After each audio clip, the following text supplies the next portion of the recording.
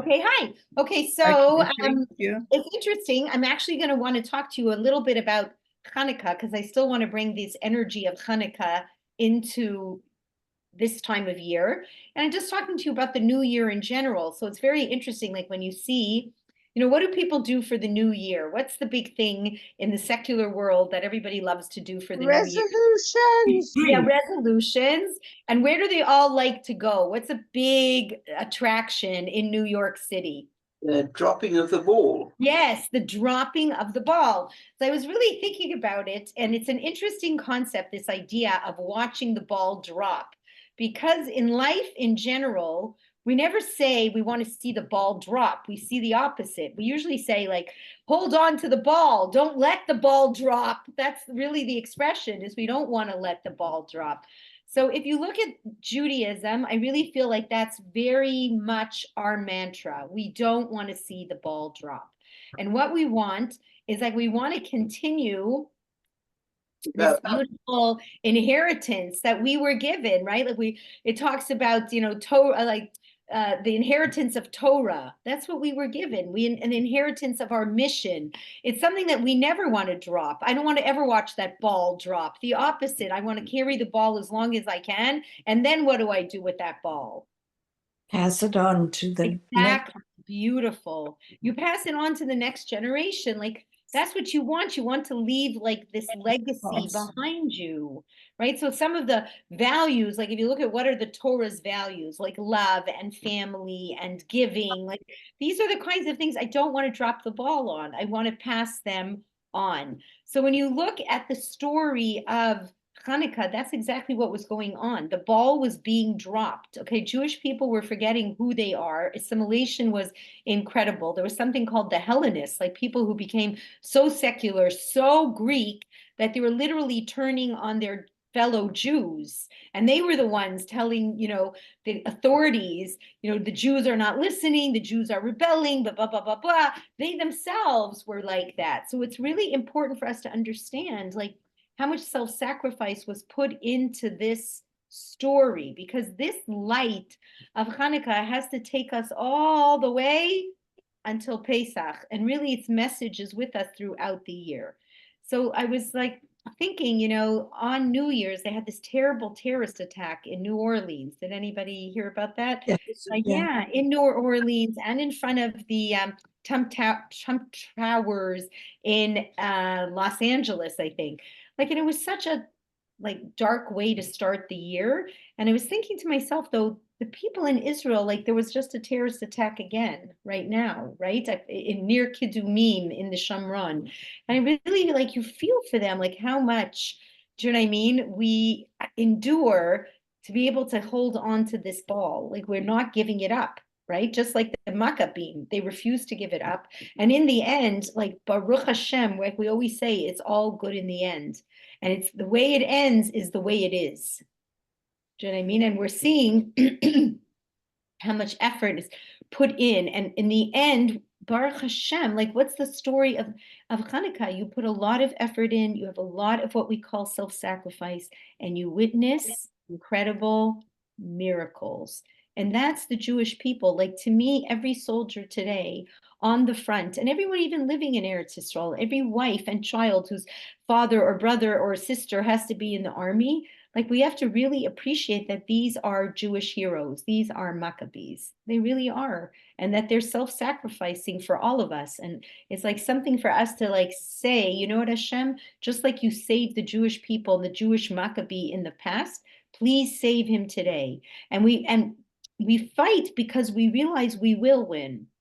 The story of Hanukkah is the mighty against the few, and the few win, right? The weak against the trained soldier, and the weak win. Do you know what I mean? Like we win. We have to believe it and take it into heart. So even when things look very dark and crazy and nutty out there, and I still have no idea what's going to happen, like when they're talking about like January 20th and they're trying to negotiate a release of the hostages, right? And Donald Trump says, like, if you don't release them, it's all hell breaks loose. I have no idea what this means, right? We just have to keep up our prayers and our charity and our mitzvahs, and we just have to keep believing, holding on, right?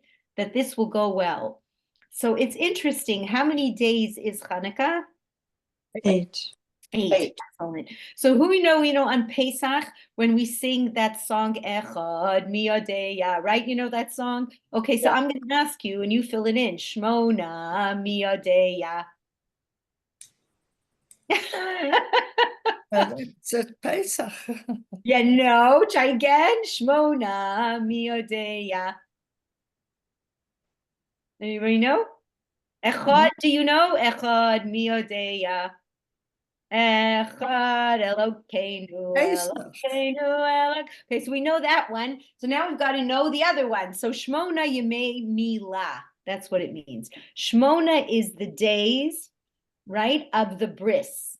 Okay, so it's very interesting. Like we need to understand like what's going on. Okay, so why is it on the 8th day? Okay, so number one, it's very interesting that medically your blood doesn't clot until the 8th day. When you're a tiny little baby, God forbid, it's much more dangerous if you cut something or had a surgery or whatever. It's much harder for your blood to clot. By the 8th day, Hashem already created within the system that the blood can clot. Okay, but what else is significant about this idea of the bris? Okay, so let me tell you. If you look at Freud's understanding, so what does Freud tell us? Freud does not believe that there is a soul, and Freud does not believe that there is a God. Freud believed in one thing. What motivated man? Does anybody know? Ego. Yeah, well, ego. But what was the ego? What was that drive? He said it was sex and aggression. That's what he said. He said man's greatest pleasure and greatest drive is either sex or aggression. All right. So where do you find that element in the human body, in the man's body? Mostly in his reproductive parts, right? That's where you find that most aggressive sexual drive. So we say, as Jews, man is much more than an animal. We say man is more than an animal. Man has a soul, and man can go above animalistic instinct, right? So we give a bris exactly there because we say, no, it's not true. We're not all animal. There's much more to us. And that is above nature. You know, all these like lusts and they're natural instincts that we have, okay? Natural instincts that Elaine was very right, that very driven by ego, right? This like lust and the want for honor and jealousy. There are things in us that they're not beautiful things. They're things that are more on the animal side of us that we just lust after, not when we only consider ourselves and we're only narcissistic about ourselves, right? And we think that this whole world was just created for our own selfish needs, right? The Torah tells you, no, you have a soul.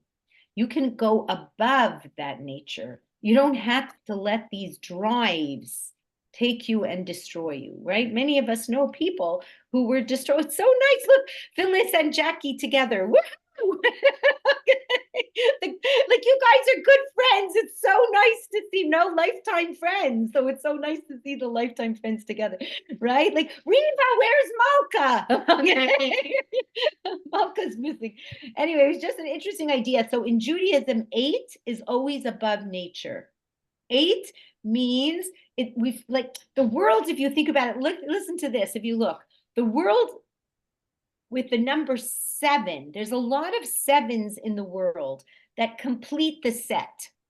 Okay, so how many musical notes are there? 7. 7. So do, re, mi, fa, sol, la, ti, do. Okay, 7 musical notes. How many colors? 7. 7. How many continents? 7. How many seas? 7. So there's a lot of 7 days of the week, and the world was created. The completion of the world is after 7, right? And that 7th day was the creation of rest, which is a beautiful idea. The creation of being able to look at what you've accomplished and appreciating it. Like the state of just being, it's so sad. Like sometimes we don't appreciate who we are and what we've done until it's the very, very, very, very end.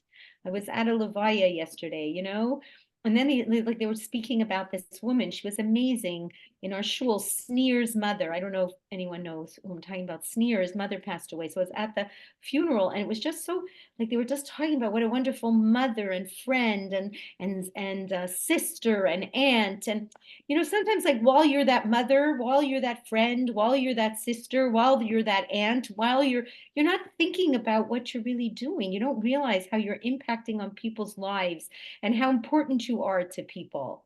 You know what I mean? And you're kind of looking at yourself like, yeah, what do I do? Who am I? Blah, blah, blah. But there's this idea like Hashem creates the world, and then he says, okay, everybody stop. Just stop and appreciate a little bit. Like don't just stay on this treadmill. So we say that this number 8, right, is above nature. And if you look at the Jewish people, we are above nature. The fact that we are all still here, Baruch Hashem, is a complete miracle. When you think about, how many people have tried to wipe us out, and Baruch Hashem, we are still standing.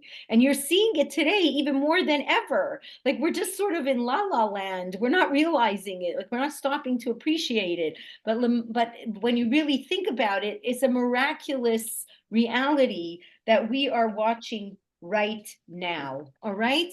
So the last day of Hanukkah is called Zos Hanukkah. This is Hanukkah. Did anybody see, like when you lit your menorah and you see all the 8 candles burning, doesn't it feel like, whoa? Like it's funny when you have your menorah and it's like half full or 3/4 full, you keep seeing like, wait a minute, it's not its brightest. And then finally on the 8th day, there's this like incredible light. And what's going on? It's like the accumulation of all the miracles. Right? The first miracle was that they found any oil that was pure and not destroyed or defiled. And then every day after that is that it lit, right? And then it lit more days and more days and more days and more days and more days until you have this like oomph, right, of miracle. So it's interesting. The Torah also tells you the last day of Hanukkah is really the last opportunity where it's easier to do tshuva, easier to sort of feel Hashem's presence, return to God. It starts with Rosh Hashanah, right? Rosh Hashanah, you're judged. Yom Kippur, you're sealed. Hoshana Rabbah, the book is still open, right? Then they close the book, and all the way until the last day of Hanukkah, the book is still sitting on Hashem's desk, so to speak. And then after Hanukkah, it's filed. But the miracle of Hashem is even if he files it, he's still thinking about you. At work, when you finished your job and you put that file away, it was like, yes, okay, I don't want to even think about it. I don't want to look at it again. But Hashem's saying, no, I still take your file and things are still miraculous. I file it, but I'm still capable of thinking about you, wishing for you, praying for you, being there for you. It's like such a nice idea. So I'm going to tell you a crazy story. So does anybody remember the story of Rabbi Shalom Meir Rubashkin? Does anybody remember that story with Rabbi Rubashkin? Okay, so let me go back to it. It's 2017, was 7 years before that. So in 2000. So there was a Chabad rabbi. He had a big family, 11 children, and he lived in Iowa. And he wasn't only a rabbi. What he did for a living was he was the meat supplier. So he had like a slaughtering house, okay? And he would slaughter meat, and that meat would be the kosher meat for a good part of the Midwest, okay? A good part of the Midwest, right?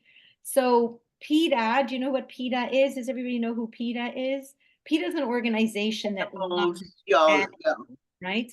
Loves animals. They actually once had a most horrific ad where this like a person from the concentration camp was standing next to a picture of a cow. And they were saying how we're killing cows is equivalent to the Holocaust, like, which is so bizarre and so demeaning of the people who suffered in the Holocaust to compare those two things. Anyway, they really like they got into his plant and they were taking pictures, how cruel this is to the animals and blah, blah, blah. And then he had some illegal immigrants working in his plant. Okay, which is probably what most of the United States has, right? Like today, they were saying the Democrats are complaining, like if you're going to deport these immigrants, like who's going to cut the grass and who's going to do this and who's going to do that? Like it's crazy, okay? Anyway, he had some illegal immigrants, okay? They sent in a whole FBI SWAT team. You know what I mean? SWAT team was, what's it called again? SWAT team, all right, to arrest him. It was like they made the biggest deal out of it. And guess how many years he was sentenced to prison? I remember that. 27 years. It was like a woman judge who said, I am going to make a real example of this guy, and I'm going to take him down. It was in Iowa. Like Iowa is not exactly the most loving Jewish area in the United States. All right. So put him behind bars for 27 years. This man with 11 kids who was such a good person. People really loved him. And this was his one crime. Never did anything wrong before. It was a definitely like a blue collar crime. Nobody was really hurt. Anything really happened. And they put him in prison for 27 years. Okay. So he's sitting already for 7 years and they keep trying to appeal, you know what I mean? See if they can suspend the sentence. And very prominent lawyers. Does anyone know who Alan Dershowitz is? Does anybody know who that is? Okay, so Alan Dershowitz is whatever, professor emeritus from Harvard. He volunteered, okay, because he knew this was just an anti-Semitic act. He volunteered with a lot of another group of Jewish lawyers and non-Jewish lawyers to try to do something, okay? So in 2017, on the 7th day of Hanukkah, they appealed in court on behalf of this Rabbi Rubashkin, all right? And it was like their last chance. They had gone to court so many times, numerous times, over and over again. It just wasn't moving. And now was the last time to go, okay? So everyone's waiting with such great anticipation. What's going to happen? They bring the case to court. And they say they're not taking the suspension and he's rotting for the next 20 years. Could you imagine such a story? The whole Jewish world was so upset. Everyone was upset. What happens? He said to himself, you know what? It's only God. God can make a difference in this story. Nobody else can help me. It's only God. And he was a man of really strong belief. They actually wrote a beautiful song because he had this concept. He told everyone we should live by the letters of the Aleph Beis. So what did he mean by that? He said Aleph is Amuna, Beis is Bitachon, Gimel is Geula. You will be redeemed. You will be saved. Okay, didn't give up hope. The next day, which was the 8th night of Hanukkah, which is the night of incredible miracles, the next day, the warden comes and he says, Rubashkin, get out. And he's like, what is going on? Like, he just doesn't know what to think. Bad enough he doesn't get the case. Now this guard's coming him screaming, get out, get out. And he doesn't know what to do. He says, you're going to the warden with me. And he takes him to the warden's office. And the warden looks him in the eye and he says, Rubashkin, you're one lucky man. Donald Trump just pardoned you. I remember that. In 2017. Okay. So now I want to tell you the backstory. You know how God's hand always works in crazy ways.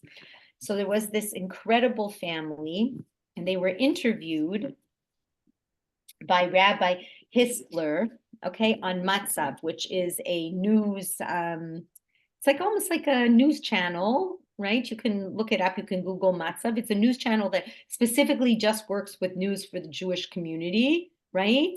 They don't exaggerate, there's no spin, it's just the Jewish community's news, worldwide. So anyway, he's interviewing this family because this family became quite known for this story, but they were very, what's the word? Tznius, like didn't want their name published anywhere. They didn't want this all blown up, but he interviewed them and they gave these details for the story. Okay, so in 2015, there was this family. So let's call them the Moskowitzes. Okay, so the Moskowitzes is a nice family that, like, Jewish nice family with kids. They're Hasidim. They're Hasidish. They don't really have TV. They don't have what's it called, computers or internet. They don't have like they live a very pashut life. Okay, so they're on Route 17. They're up in the Catskills. It's like not far from New York because everybody goes in the summer to the bungalow colony. It's a very common thing. Okay.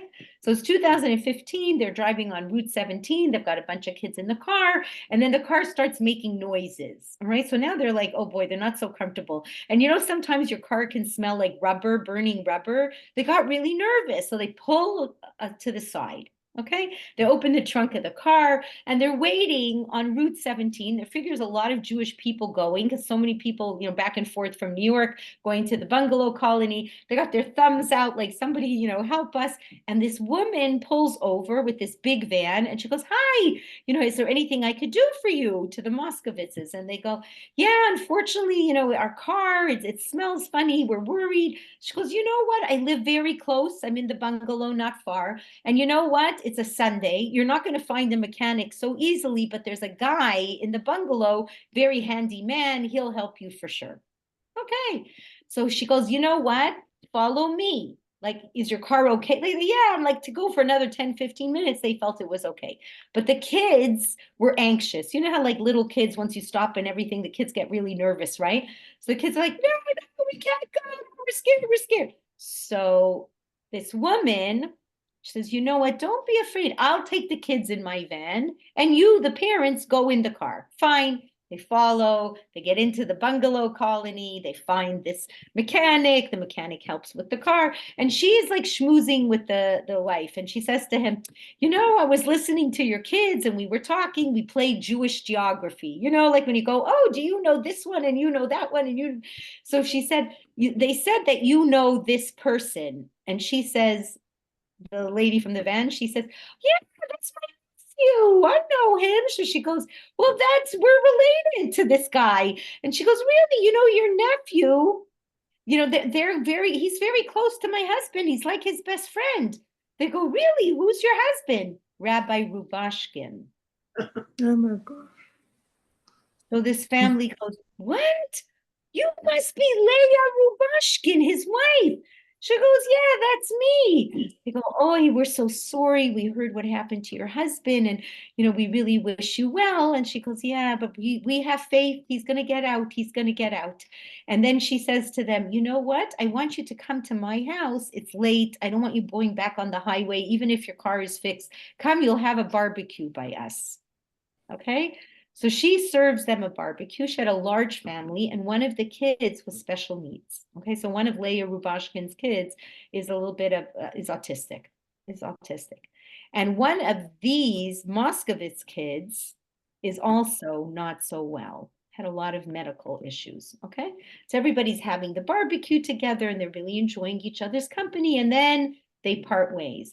But this Moskowitz family, once they met the Rubashkins, they really would talk about it, and they would do, like, let's say Psalms, let's say Tehillim for them. You know what I mean? Let's give charity for them. Like, everybody got very involved. Fine.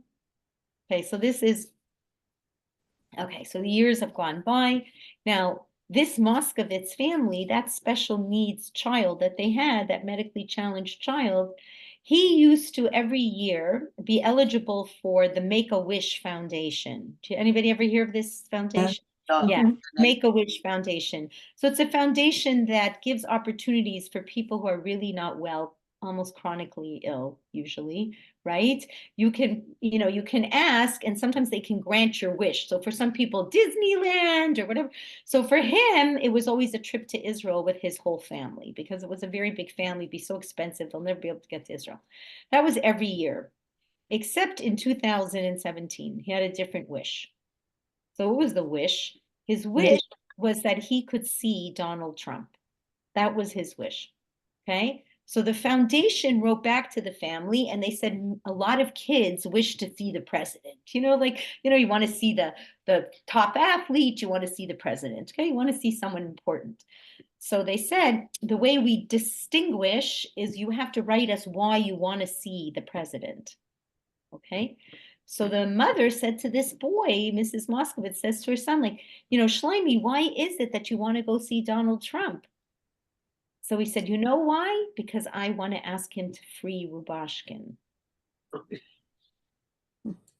So she said, I don't know, if you're ever going to see him. I don't know if that could really happen. So, and I'm a little worried, like we better ask permission, because this was while that legal team was trying to help Rubashkin get out, right? Like we better ask permission from Mrs. Rubashkin that we're not making any mistakes. You know what I mean? By getting Donald Trump involved. Maybe that's not the right thing to do. Maybe it is the right thing to do. So they called up Leah Rubashkin.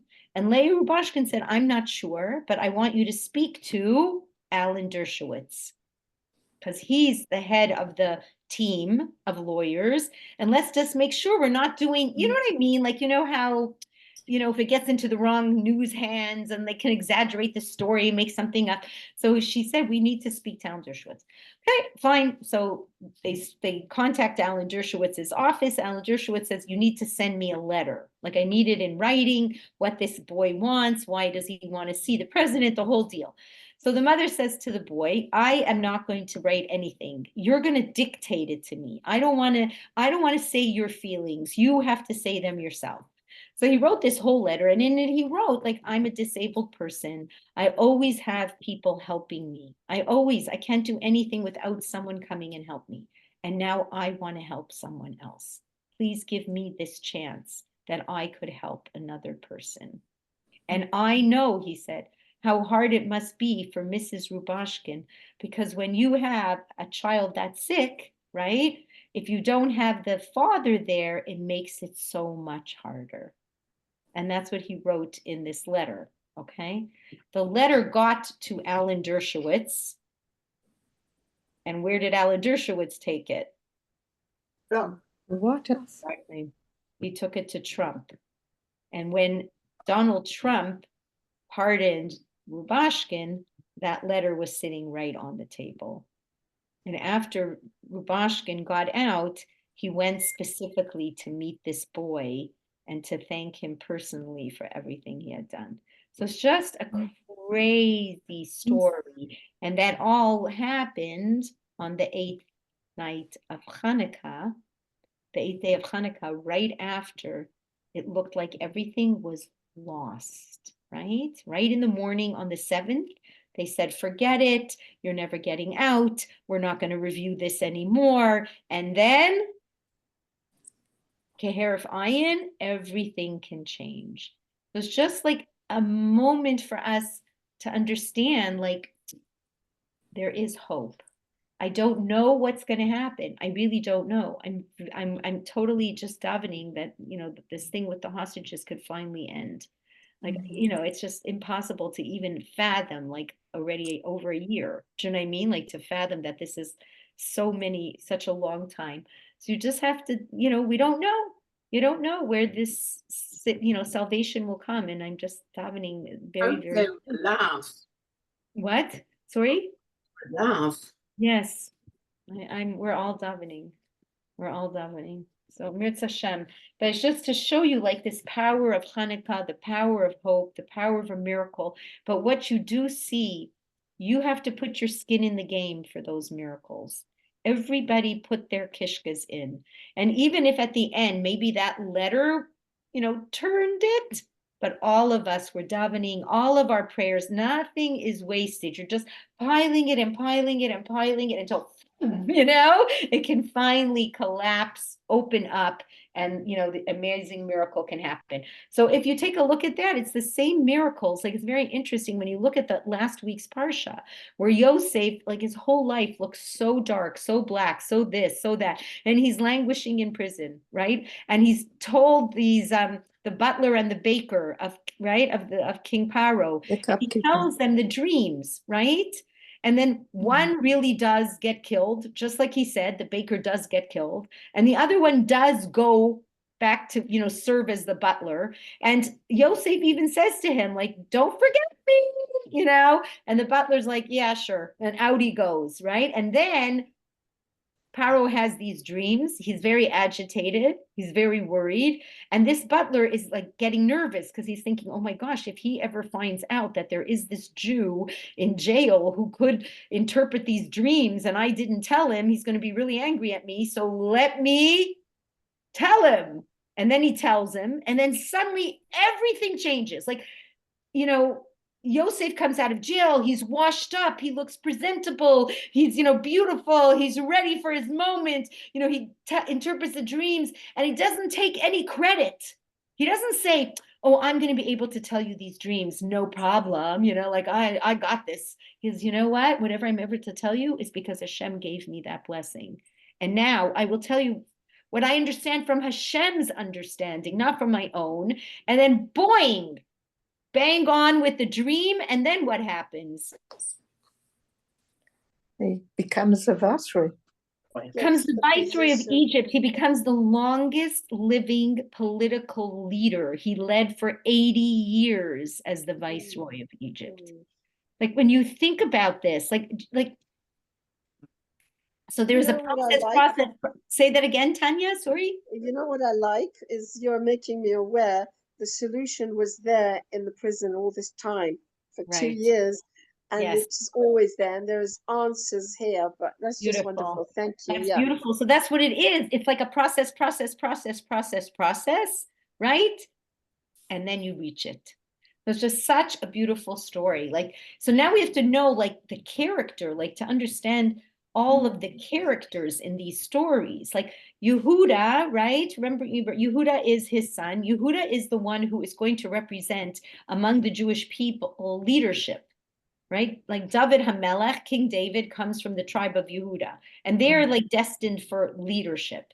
So you see at the end of the story, why does Yosef make the brothers so crazy? He could have really just gone, hi, I'm Yosef, okay? I don't have to make you nuts. I don't have to take Shimon. I don't have to take Binyamin. I don't have to, do all these things that were really tormenting them.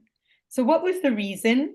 He wanted to know if they had really done tshuva, if they really had regret for what they did, because what they did was sold him to Egypt.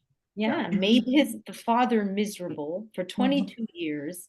So they sold him thinking they were doing the right thing. It's not that they sold him because they were vicious. They sold him because when he had his dreams were always about I'm at the head and everyone else is bowing down to me. So the first dream was he was the head and the brothers were bowing down. The second dream, he was at the top, but his parents were also bowing down. And it was like the brothers thought to themselves, you went too far. You went too far. You're making it sound like you're going to take over this family. This dynasty is going to belong to you. Like the mafia, chas v'shalom, you know what I'm saying? Right? I'm going to take over the whole thing. Khalila, right? So they were so, they figured they had to do something to save the Jewish people. What they did was wrong. Right? It was a mistake. They didn't have enough mercy. They should have really maybe spoken to Yaakov. You know what I'm saying? But it was this impetuous, this is what we have to do. We have to save everybody. We have to do this. You have to think. You have to understand the consequences of what you're doing. It's just an interesting idea. But in the end, right, Yehuda, who was the one who said, let's get rid of Yosef. Let's take him. Let's sell him down to Egypt. Let's get rid of him, right? He at the end stands up and saves everybody. He at the end says, if you take Binyamin, take me instead. And he talks about the father and how we can't hurt him. And look at how terrible this is. And, you can't be so mean to us. And he was willing to take the risk. So when Yosef sees that, he sees that they're remorseful, right? That they can be forgiven. And, and it's interesting how careful he is. Because you would think there's so much emotion going on. What usually happens when a person is very emotional? They're irrational. Yes, beautiful. You can't think rationally. Yosef could have yelled out in front of everybody, right? In front of all the Egyptians that were in the room at that time. These are my brothers. This is what they did. Instead, he said, I want everyone in this room to leave except for the brothers, which was very risky. Really, you have to realize they could have still killed him. Do you know what I mean? Like everybody's passion, everybody's feelings were so intense, but he took the risk just not to embarrass them.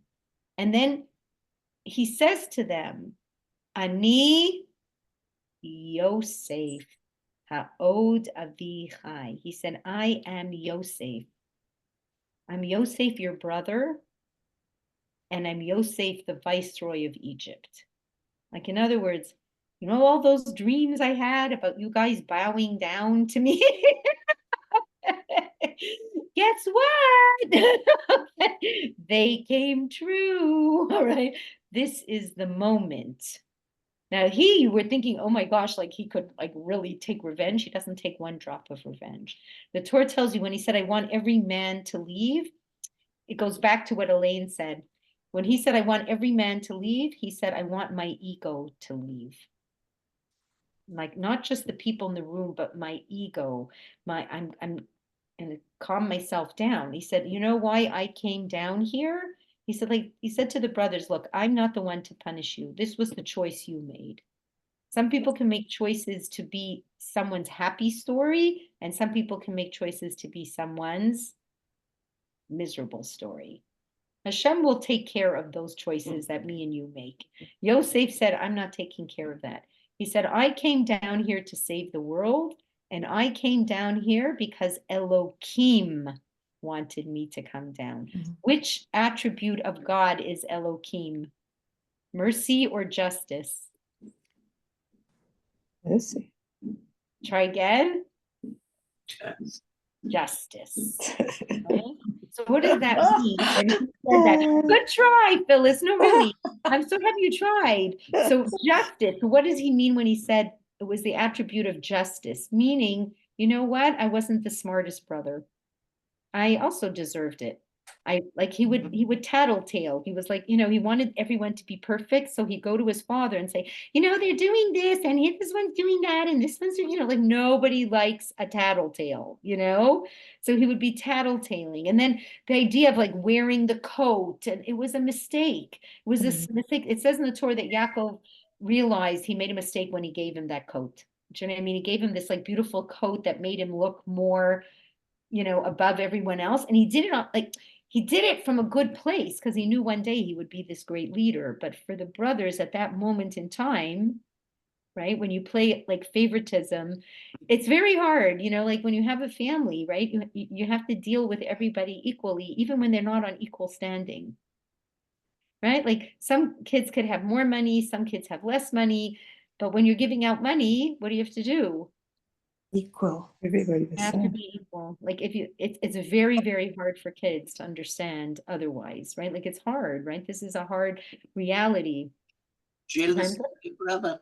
Yes, yes, it's just it's who we are, and it's you can't put people into a test, right? Like Hashem can because he knows what he's doing. He understands our greatness, but generally speaking, you don't want to, you know, make people feel jealous or test them or any of those things.